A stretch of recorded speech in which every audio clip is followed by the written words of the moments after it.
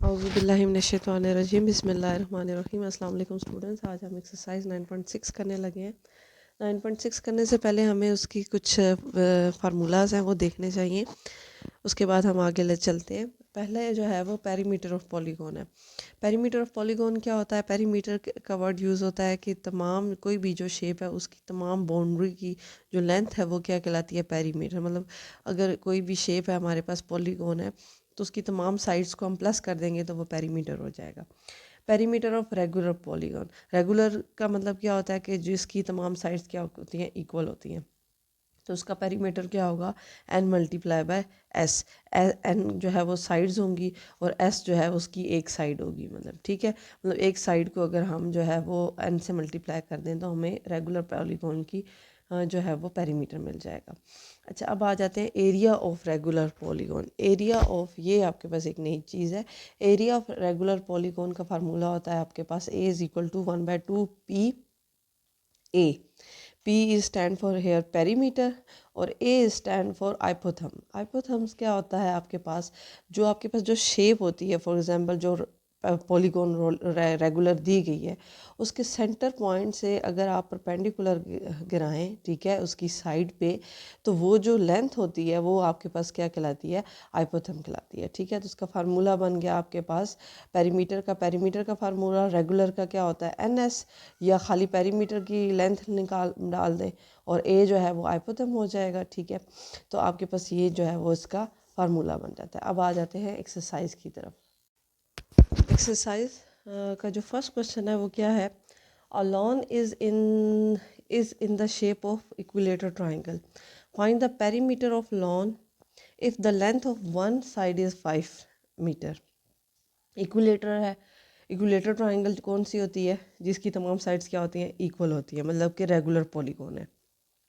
Also find the cost of boundary wall of lawn eight the rate of ₹220 पर metre. और उसकी जो है वो कॉस्ट भी फाइंड करनी है बाउंड्री वॉल की।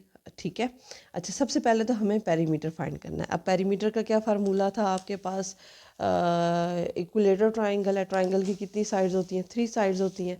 तो हमने क्या करना है? उसकी साइड्स को क्या करना है? उसकी पेरीमीटर निकालना है। हम उसको प्लस कर देंगे या उसे हम लिख देंगे n मल्टीप्लाई बाय एस था इक्विलेटर ट्राइंगल का, तो n क्या है? 3। 3 मल्टीप्लाई बाय 5, 3 5 ज़ा 15, ये भी हो सकता है। और अगर आप इसको अलग अलग करें तो भी हो सकता है।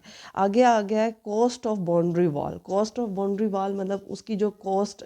Also find the cost of boundary wall of lawn eight the rate of 220। अब जो उसकी पेरीमीटर है, उस पेरीमीटर को आप उसकी कॉस्ट से मल्टीप्लाई कर दे तो आपके पास क्या आ जाती है? कॉस्ट ऑफ बाउंड्री वॉल आ जाती है। ठीक है, तो आपने 15 को 220 से मल्टीप्लाई कर दिया तो 3300 जो है वो उसकी कॉस्ट ऑफ बाउंड्री वॉल आ गई। क्वेश्चन नंबर 2 क्या है? Cricket ground is in the village in the shape of parallelogram. Cricket ground है विलेज में, गांव में, उसकी शेप क्या है? पैरेललोग्राम जैसी है। One side of a ground is 65।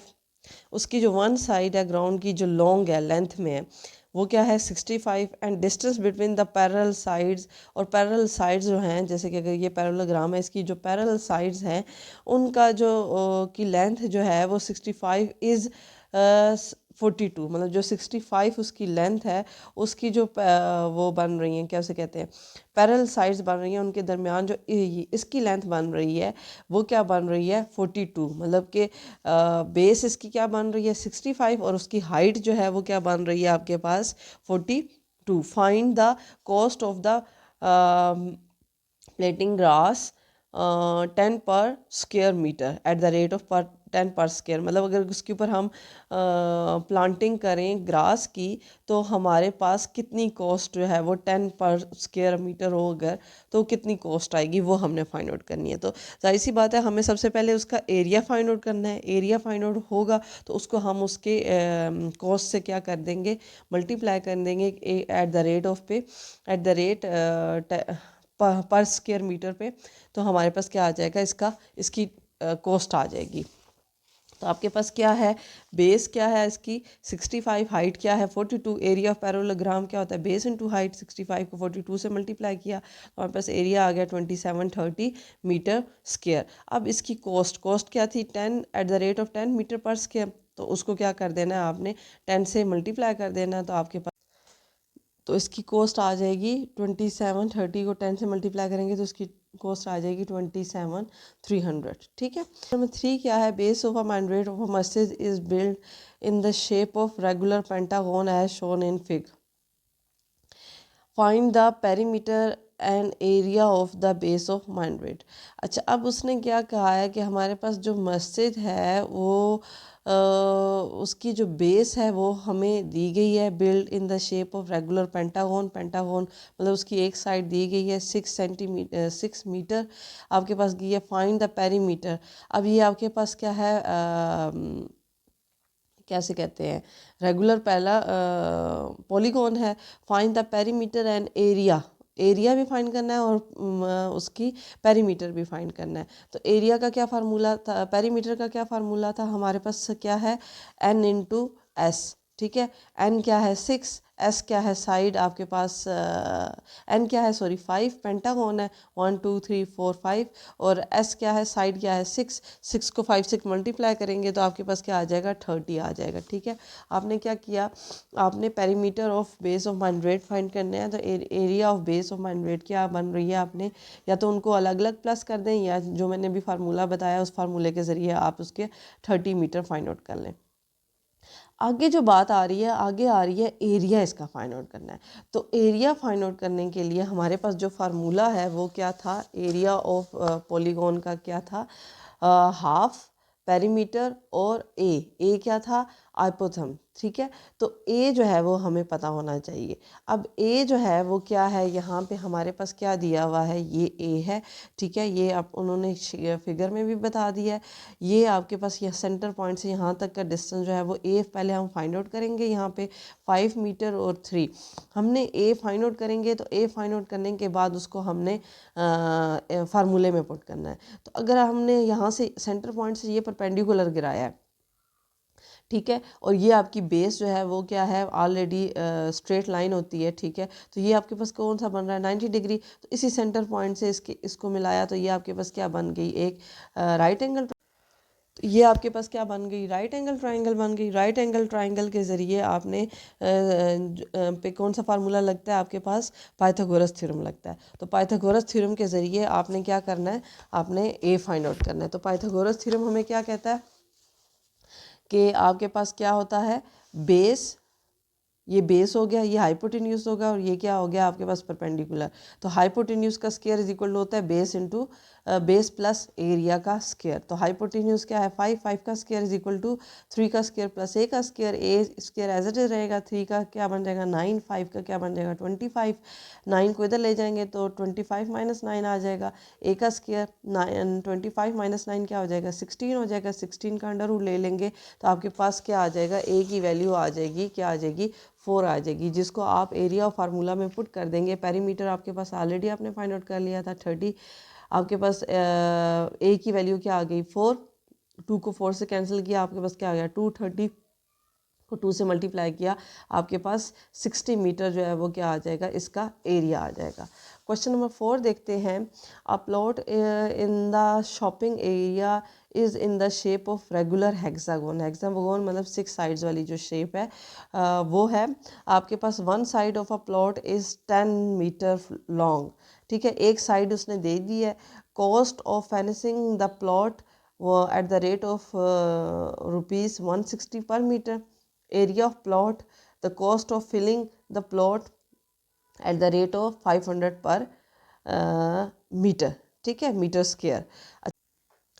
अच्छा, क्वेश्चन में जो अब आपको दिया हुआ है वो क्या दिया हुआ है, अ प्लॉट जो उसकी फिनिशिंग द प्लॉट, एक फिनिशिंग द प्लॉट मांगा हुआ है और एक फिलिंग द प्लॉट मांगा हुआ है।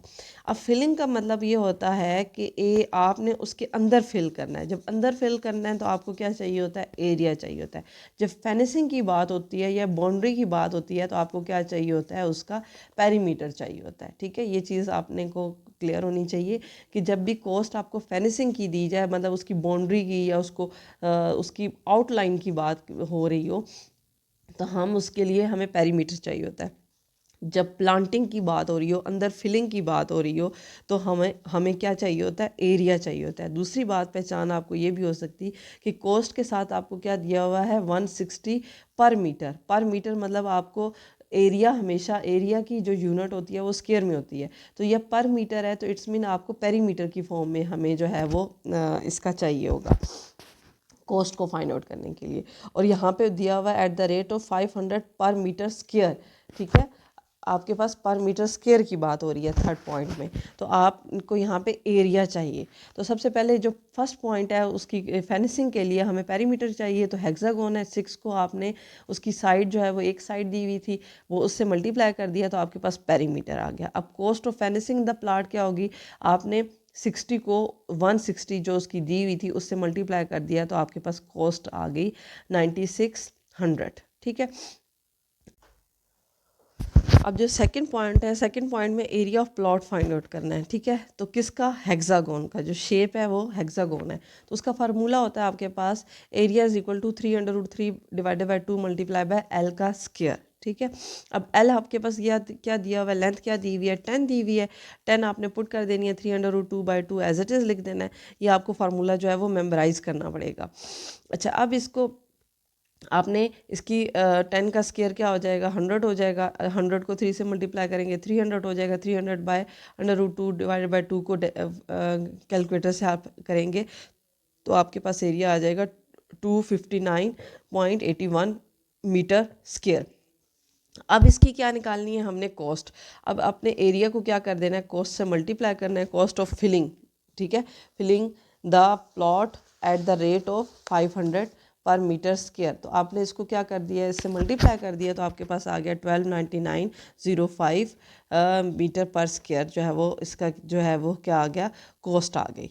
ठीक है, क्वेश्चन नंबर 5 देखें। क्वेश्चन नंबर 5 में आपके पास क्या है, a room is in the shape of square having perimeter of 48 feet। एक रूम है, उसकी जो शेप है वो स्क्वायर है और उसकी पेरीमीटर हमें गिवन है। Find the cost of carpeting the floor at the rate of 350 पर फीट स्क्वायर। ठीक है, ये मीटर स्क्वायर है, ये फीट है। जब पेरीमीटर फीट में है तो ये भी फीट में ही होने चाहिए यूनिट। अच्छा, सबसे पहले अब उसकी हमें क्या दी हुई है, पेरीमीटर दिया हुआ है, हमने क्या फाइंड आउट करना है, पेरीमीटर ऑफ स्क्वायर दिया हुआ है। ठीक है, अब हमारे पास क्या है, कारपेटिंग की कॉस्ट जो है हमें दी हुई है, हमें साइड जो है वो उसकी पता होनी चाहिए थी। अगर हमें साइड पता हो जाएगी तो हम उसका एरिया फाइंड आउट करेंगे, तो एरिया से हम जो है वो आसानी से उसकी जो कॉस्ट दी हुई है उस तक पहुंचेंगे। पेरीमीटर दिया हुआ है, अब कि स्क्वायर का पेरीमीटर क्या होता है, 4 साइड्स होती हैं, तो उस 48 को 4 से डिवाइड किया तो आपके पास एक स्क्वायर की जो है वो क्या आ गई, एक लेंथ की लेंथ ऑफ स्क्वायर क्या आ गया आपके पास, 12 फीट आ गया। ठीक है, अब हमने उसका एरिया फाइंड करना है, तो एरिया क्या होता है आपके पास 4L। ठीक है, sorry L multiply by L, 4L तो पेरीमीटर होता है इसका। एरिया ऑफ स्क्वायर क्या होता है, L मल्टीप्लाई बाय L, तो आपके पास L क्या है 12, 12 को 12 के इसका स्क्वायर लिया तो 144 4 फीट स्क्वायर जो है वो इसका एरिया आ गया। पहले जो क्वेश्चन थे उसमें एरिया गिवन था, इसमें हमने एरिया खुद से निकाला है। ठीक है, अब एरिया को आप जो है उसकी कॉस्ट क्या दी हुई थी आपके पास, 350 पर फीट स्क्वायर। ठीक है, आपने क्या किया, आपने उसकी जो क्या से कहते हैं कॉस्ट थी उसको एरिया से मल्टीप्लाई कर दिया तो आपके पास carpeting the floor at the rate आ गई, आपके पास क्या आ गई, 50400। ठीक है, कारपेटिंग का मतलब क्या है, उसके अंदर क्या करनी है, फिलिंग करनी है, तो आपको क्या चाहिए था, एरिया चाहिए था। एरिया के साथ आपने उसकी कॉस्ट को क्या करना था, मल्टीप्लाई करना था। अब जो नेक्स्ट पॉइंट उसने मांगा है हमसे, नेक्स्ट पॉइंट मांगा है inner area of each wall if the room is 10 feet height. अगर ये रूम है, फॉर एग्जांपल ये मैंने आपके पास एक स्क्वायर शेप बनाई है, इसमें उसने कहा है कि इसकी हाइट क्या है 12 है, साइड क्या है 12, हाइट क्या है 10 है, और हाइट साइड क्या है आपके पास 12 है। ठीक है, अब इनर जो उसकी ईच वॉल है, हर वॉल जो है वो कितनी हाइट पे है, 10 की फीट हाइट पे है। अब उसने क्या कहा है, the inner area of each wall height multiply by उसकी साइड। ठीक है, तो आपके पास इनर एरिया आ गया, इनर वॉल का एरिया आ गया, आपने उसकी हाइट को उसकी साइड से या बेस से, बेस कह दें, बेस इंटू हाइट कह दें आप, उससे मल्टीप्लाई किया तो वो आ गया 480 फीट स्क्वायर। ये क्या आ गया आपके पास, स्क्वायर में एरिया था। अब उसने क्या मांगी है, cost of painting inner sides of the room. अगर रूम को अंदर से पेंट करें और उसकी क्या कॉस्ट होगी, जब एक इनर आपके पास साइड ऑफ रूम क्या आ रही है 100 पर मीटर स्क्वायर। ठीक है, आपके पास जो है वो इसकी जो कॉस्ट आ रही है वो क्या आ रही है 100 आ रही है, एट द रेट ऑफ 100 आ रही है। तो आपके पास जो एरिया इनर का आया है उसको आपने मल्टीप्लाई करना है इनर की कॉस्ट से। ठीक है, आपके पास 480 आया, 480 को 100 से मल्टीप्लाई किया तो आपके पास cost of painting inner wall,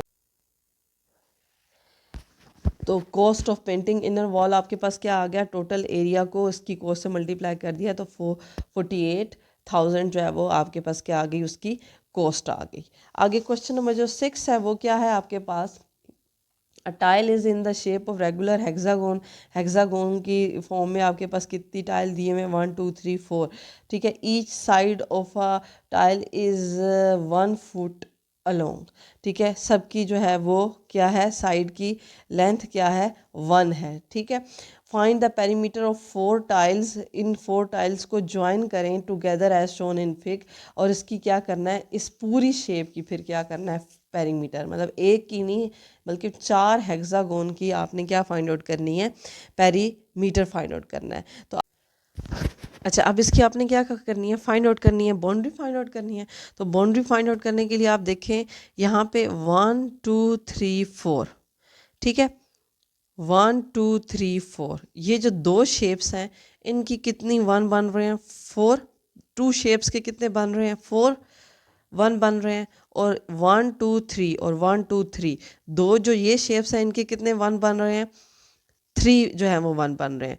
तो 4 4 8 9 10 11 12 13 14, टोटल कितने बन गए 14 एल बन गए। तो एल को 14 से मल्टीप्लाई कर दो तो क्या बन जाएगा आपके पास पेरीमीटर। तो एल कितना है आपके पास 1 है, तो आपके पास क्या आ जाएगा 14। आपके पास क्या दी हुई है, फीट की फॉर्म में दी हुई है, फीट आपके पास क्या आ जाएगी, इसकी पेरीमीटर आ जाएगी। ठीक है, या आप इसको ऐसे लिख दें 2 मल्टीप्लाई बाय 4, एक जो शेप है उसकी 4 साइडें हैं, प्लस 2 मल्टीप्लाई बाय 3, एक शेप जो है उसकी 3 साइड्स हैं, तो 8 प्लस 2 3 6, तब भी क्या आ जाएगा आपके पास 14 एल जो है वो आपके पास आ जाएगा। यहाँ पे ये एक्सरसाइज आपकी एंड हो गई है।